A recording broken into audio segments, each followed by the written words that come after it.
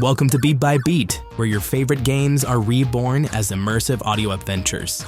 Today, we journey through the scorched aftermath of mist, as Cecil carries a mysterious child into the unforgiving desert.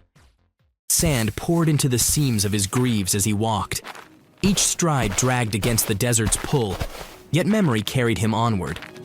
Training grounds under a boiling sky. Rosa Farrell, White Mage Apprentice, parried his wooden blade, sunlight dancing in her hair. You're strong. She laughed between blows.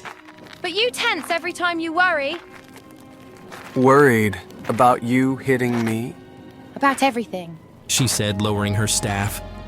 Let someone else carry the weight once in a while, Cecil. The recollection lingered, cool as spring water on his tongue, until an oasis town rose from the sand. Kaipo, date palms, low mud brick walls, a glimmering lake. As Cecil passed the gate, conversation faltered. Baron's crest on his cuirass drew wary eyes, the silent child in his arms a murmur of pity. At the inn, a tight-lipped keeper took his last coins and showed them a narrow room. Cecil laid the girl on the bed. Lantern light flickered over small features. At last, her lashes parted. She stared at him, fear warring with stubbornness. I'm Cecil. He said, easing off his helmet like a confession. I served Baron. Not anymore. Silence stretched, then a whisper, fragile as spun glass. Rydia.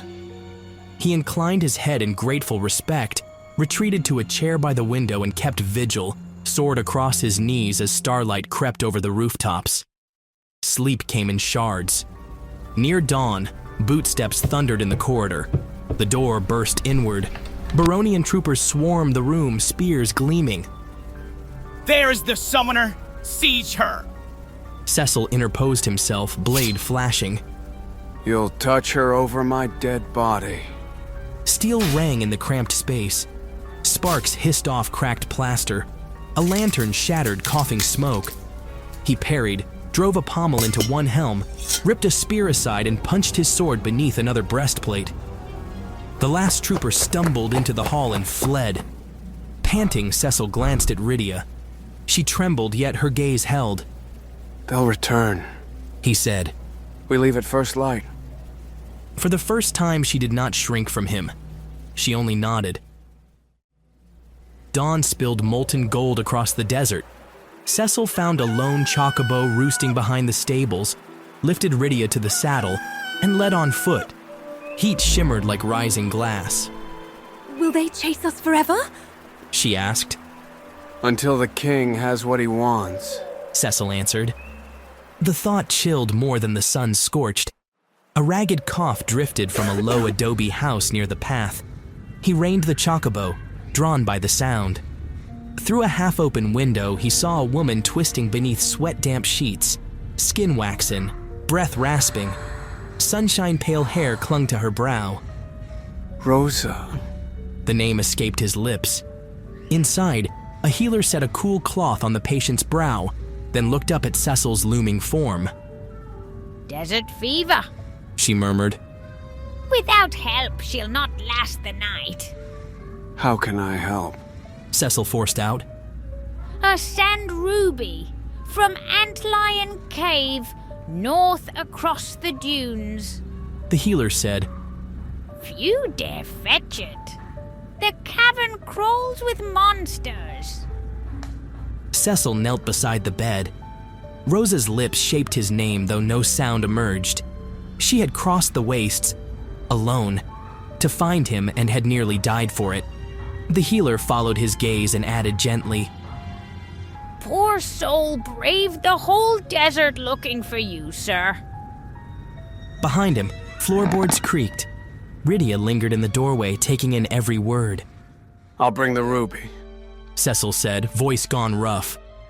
The healer's gaze drifted to the child, but she asked only, Will you need supplies? Potions, torches? I have enough, he replied, though he wasn't certain he did. He would not have asked Rydia to face another nightmare, yet before he could speak, she stepped to his side, small fists balled determinedly. Let me help save her.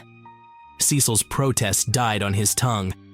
In those few words, he heard courage raw enough to shame him. He nodded once. Night wrapped Kaipo in hush, broken only by Rose's labored breaths. Cecil kept watch by the window, sword again across his knees. Lantern glow painted soft gold on Rose's cheek where life still clung. Beyond the glass dunes glittered under a frost-pale moon. He remembered her laughter on the practice field, the water she'd flicked at him after training, the gentle scolding about carrying too much alone. Now 2 lives rested on the sun that would rise. Rose's, flickering with every fevered breath, and Rydia's, who had lost a mother, yet still offered him her fragile strength. Cecil stood, tightened the worn strap of his scabbard, and brushed a strand of hair from Rose's face. Hold on. He whispered. I'm coming back. Outside, the eastern horizon had begun to pale. Cecil Harvey drew one long breath, shouldered the weight of his failures, and stepped into the wan light of dawn. Thanks for listening to Beat by Beat. If you enjoyed this episode, leave us a review and share it with a fellow adventurer. New episodes drop weekly. Follow us wherever you get your podcasts and join us as we bring more epic quests to life, one beat at a time.